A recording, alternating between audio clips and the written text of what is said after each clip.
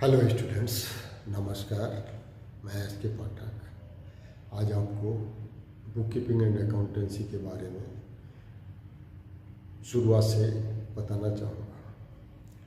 दोस्तों, book keeping and accountancy एक बहुत ही महत्वपूर्ण, उपयोगी विषय है हमारे लिए। चाहे हम जीवन के किसी भी क्षेत्र में हों, इसकी उपयोगिता बहुत ज़्यादा है क्योंकि ये पैसे से रिलेटेड है। तो साथियों, हम आज कोशिश करेंगे कि आपको आज से शुरुआत करके बेसिक से शुरू करेंगे और इसको बृहद स्तर तक, लास्ट तक ले जाएंगे, जिससे कि हमारे विद्यार्थीगण, हमारे व्यापारीगण सभी लाभान्वित हों। तो दोस्तों, हम ये पाएंगे कि अकाउंट्स का हमारे दैनिक जीवन में क्या महत्व है, अकाउंट्स का हमारे व्यापार में क्या महत्व है, अकाउंट्स का हमारे विद्यार्थियों के लिए क्या महत्व है। जैसे कि आप सभी जानते हैं, विद्यार्थी जिन्होंने अभी पढ़ाई शुरू की है, 11th स्टैंडर्ड में हैं, उनके लिए ये कोर्स बहुत ही उपयोगी सिद्ध होगा क्योंकि ये हम शुरू से बेसिक चीज़ से लेके शुरुआत करेंगे और इसको हम एडवांस लेवल तक लेके जाएंगे।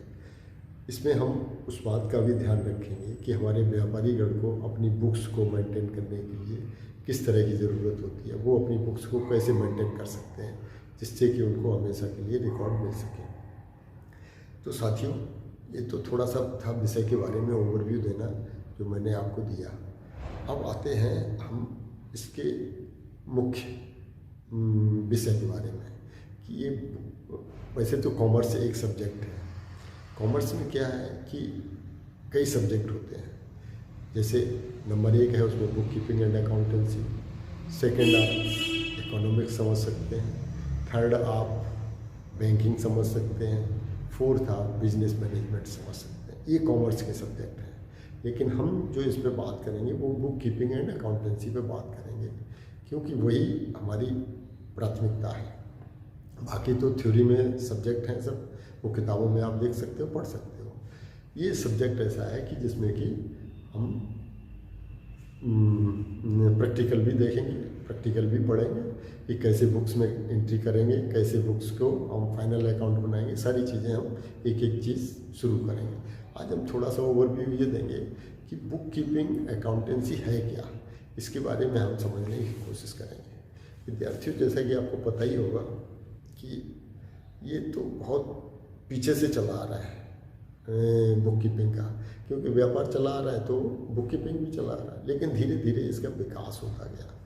और वो विकास मुख्य रूप से जो इसको जन्मदाता, जिसको आज की अकाउंटेंसी के मानते हैं, वो इटली को माना जाता है। इटली में एक हुए हैं आपके पैसियोली, जिन्होंने इसको एक वैज्ञानिक रूप दिया कि इसको इस तरीके से सिस्टमाइज करके इस तरीके से बनाया जाए जिससे कि ये हमारे लिए भविष्य में उपयोगी सिद्ध हो।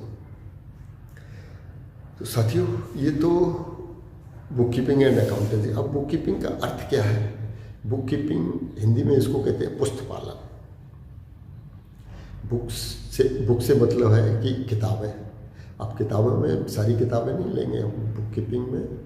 बुक्स जैसे जनरल है, लेजर हैं, इनसे मतलब है हमारा बुक से। और कीपिंग का मतलब हो गया कि उनके रख रखाव, उसके अंदर जो हम एंट्री करेंगे उससे मतलब है। तो बुक कीपिंग का मतलब ये हो गया। बुक कीपिंग एंड अकाउंटेंसी एक बृहद सब्जेक्ट हो जाता है। इसमें क्या हम करते हैं कि सारी किताबों को रखते हैं, उसमें एंट्री करते हैं, उनका वर्गीकरण करते हैं, उनका एनालिसिस करते हैं, सारी चीज़ें करते हैं। उसको हम अकाउंटेंसी कहते हैं, पूरे चीज़ को। तो धीरे धीरे समझेंगे कि किस लेवल पे क्या चीज़ की जाती है। तो साथियों, ये तो रहा बुक कीपिंग एंड अकाउंटेंसी का अपना एक मतलब कि बुक कीपिंग क्या है और अकाउंटेंसी क्या है। तो बुक कीपिंग में मेन जो चीज़ें हैं वो है कि इसको हम किस लिए करते हैं, हमारी आवश्यकता क्यों पड़ी इसको बनाने के लिए। तो ये कई लोगों के लिए ज़रूरत की चीज़ है। जैसे सबसे पहले तो जो व्यापार शुरू करता है उसको मालिक को ही ज़रूरत है। नंबर 2, उसका जो प्रबंध तंत्र है, उसका जो मैनेजमेंट है, उसको ज़रूरत है इसकी। नंबर थर्ड, जो वहाँ एम्प्लॉय काम करते हैं उनको भी इसकी ज़रूरत है। हम धीरे धीरे बताएंगे आपको किसको किस तरीके से ज़रूरत है। एम्प्लॉय को ज़रूरत है। फिर व्यापार बड़े लेवल पर हो जाता है तो हमारे इन्वेस्टर को भी इसकी ज़रूरत है। फिर हमारे जो सप्लायर हैं उनको भी ज़रूरत है। हमारा बैंकर है उसको भी ज़रूरत है। तो इन सारे लोगों को हमारी इन अकाउंट्स की ज़रूरत पड़ती है। मालिक को क्यों ज़रूरत पड़ती है? जब व्यापार शुरू किया जाता है तो उसका मुख्य उद्देश्य क्या होता है कि प्रॉफिट कमाना। तो मालिक को इसलिए ज़रूरत है कि हमें अपने व्यापार में किस तरीके से बदलाव लाया जाए कि मैक्सिमम प्रॉफिट कर पाए।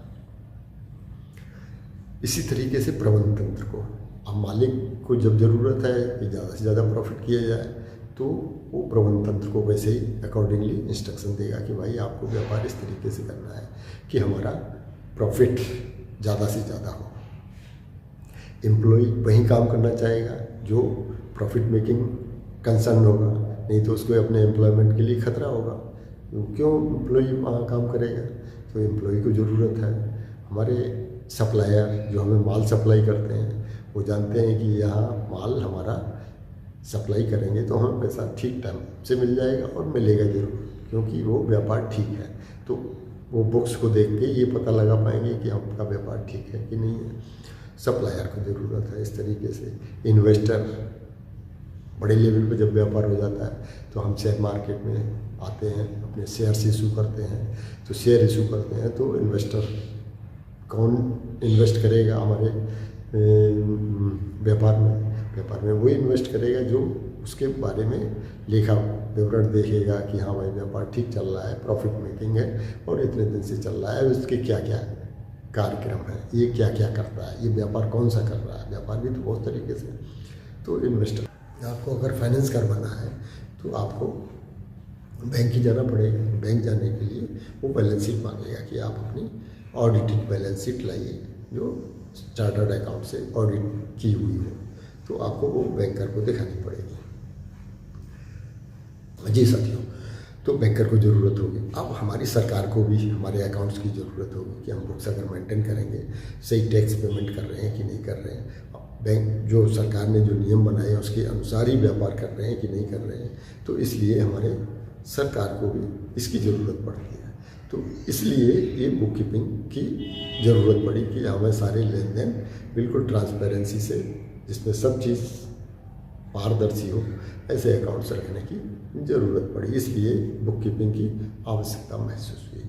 अब साथियों आता है कि बुक कीपिंग की आवश्यकता तो महसूस हो गई, लेकिन अब इसको रखेंगे कैसे? तो उसके लिए कुछ नियम बनाए गए, कुछ अवधारणाएँ हैं उसकी, कुछ मान्यताएँ हैं उसकी, है ना। तो वो अवधारणाएँ क्या है, मान्यताएँ क्या है? सबसे पहले हम आज जो डिस्कस करेंगे, आज आपको केवल हम एजम्पशंस, मान्यताओं के बारे में आज आपसे डिस्कस करेंगे। उसके बाद क्योंकि बहुत बड़ा वीडियो हो जाएगा फिर आपको दिक्कत होगी, आप इतनी समझ लीजिए आज मान्यताएँ क्या क्या है अकाउंट्स की। क्या मान्यताओं से मतलब है कि इन चीज़ों को आप मान के चलिए कि ये चीज़ें अकाउंट्स में हैं ही, इनके लिए कोई प्रूफ की ज़रूरत नहीं, कुछ नहीं ज़रूरत। तो मान्यताएँ क्या क्या है? नंबर 1 सबसे पहली मान्यता है कि सेपरेट एंटिटी। आप व्यापार करेंगे जो आदमी, तो वो प्रोपराइटर और वो व्यापार दो अलग अलग चीज़ मानी जाएंगी। उसको एक नहीं मानेंगे कि मालिक का है व्यापार तो एक ही चीज़ है, एक चीज़ नहीं है। व्यापार अलग हो गया और मालिक अलग चीज़ हो गया। इसको इस तरीके से समझ सकते हैं कि अगर मालिक ने एक स्कूटर अपने यूज़ के लिए ख़रीदा है तो उसको हम व्यापार के लिए नहीं मानेंगे, उसको हम कहीं बुक्स में रिकॉर्ड नहीं करेंगे, उसकी बुक्स में कहीं एंट्री नहीं करेंगे। तो साथियों सेपरेट एंटिटी है, मतलब दो अलग अलग आप वस्तु मान सकते हैं, आदमी मान सकते हैं, कुछ भी मान सकते हैं, वो अलग अलग चीज़ मानना पड़ेगा। ये एक मान्यता है बुक कीपिंग अकाउंटेंसी के लिए। दूसरी चीज़ आती है साथियों की आपका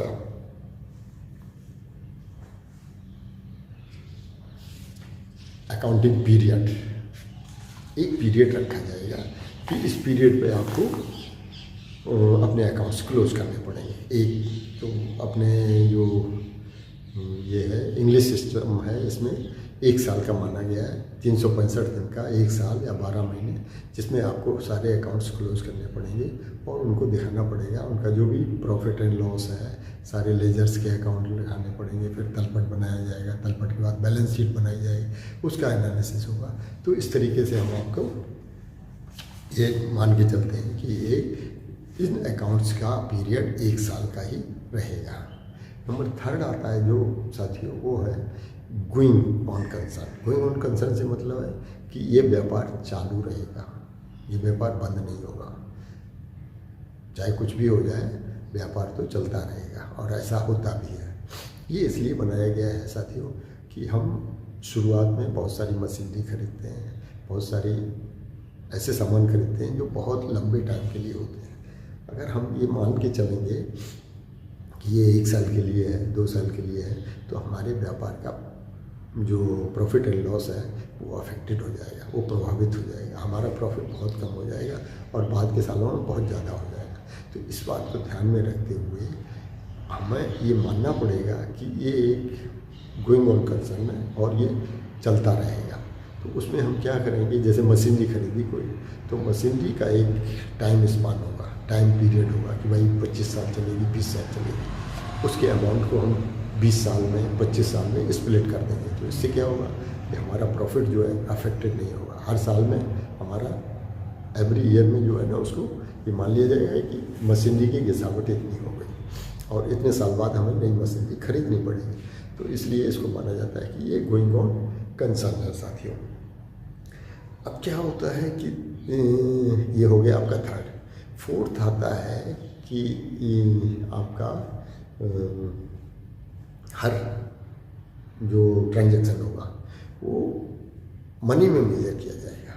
कोई भी ट्रांजैक्शन ऐसा रिकॉर्ड नहीं कर सकते जिसको कि हम मनी में नहीं मेजर कर सकते। मनी मेजर से मतलब जिसको मुद्रा में नहीं मापा जा सकता, उसको अकाउंट में हम एंट्री नहीं करेंगे। अकाउंट में एंट्री उसी की करेंगे जिसको कि हम मुद्रा में माप सकते हैं साथियों। जैसे कि हम कोई चीज़ खरीदते हैं, अपना रॉ मटेरियल खरीदा व्यापार के लिए, तो इसको हम मनी में मेजर कर सकते हैं। कोई हमने सेल किया, उसको हम मनी में मेजर कर सकते हैं। अब जो हमारे यहाँ एम्प्लॉय काम करते हैं वो हमसे सेटिस्फाई है या डिससेटिस्फाई है, इसका मनी का मेजरमेंट नहीं होता, तो इसकी कोई रिकॉर्डिंग नहीं होगी, इसकी कोई रिकॉर्डिंग अपने बुक्स में नहीं होगी। तो साथियों ये मान्यताएं हैं 4, ये आपको नोट कर लेनी चाहिए। नंबर 1 है, फर्स्ट है कि आपका सेपरेट एंटाइटी है। आप नंबर 1 सेपरेट एंटाइटी है, अकाउंटिंग पीरियड है और गोइंग ऑन कंसर्न है और मनी मेजरमेंट है। तो ये सारी चीज़ें आप नोट कर लेना, 4 चीज़ें, इनके आधार पर अपनी अकाउंटेंसी मान्यताएं हैं ये। साथियों आज हम यहीं विराम देते हैं। आशा करते हैं कि आपको ये वीडियो पसंद आया होगा। कल हम शुरू करेंगे अकाउंटिंग की कॉन्सेप्ट्स और प्रिंसिपल्स। इसका कंसेप्ट क्या है, किन कंसेप्ट पे आधारित है ये अकाउंटिंग, और इसका प्रिंसिपल्स क्या है। उसके बाद हम जानेंगे लेखांकन। बहुत सारी चीज़ें धीरे धीरे पढ़ते चलेंगे तो आसानी रहेगी, क्योंकि एक साथ बता देना फिर दिक्कत तलब बात हो जाती है और समझ में भी नहीं आता। तो साथियों आज हम यहीं पर विराम देते हैं। आशा करता हूँ कि आपको ये वीडियो पसंद आया होगा। बहुत बहुत धन्यवाद। इसको लाइक कर लीजिए, सब्सक्राइब कर लीजिए, बेल बटन प्रेस कर लीजिए, जिससे आपको हमारे आगामी आने वाले सारे वीडियो आपके पास तुरंत पहुंचते जाए। मैं आपको वादा करता हूं कि आप अकाउंटेंसी में बिल्कुल महारत हासिल कर लेंगे, कोई दिक्कत नहीं होगी, चाहे वो विद्यार्थी हो, चाहे हमारे व्यापारीगण हो। बहुत बहुत धन्यवाद। Okay bye, Vande Mataram.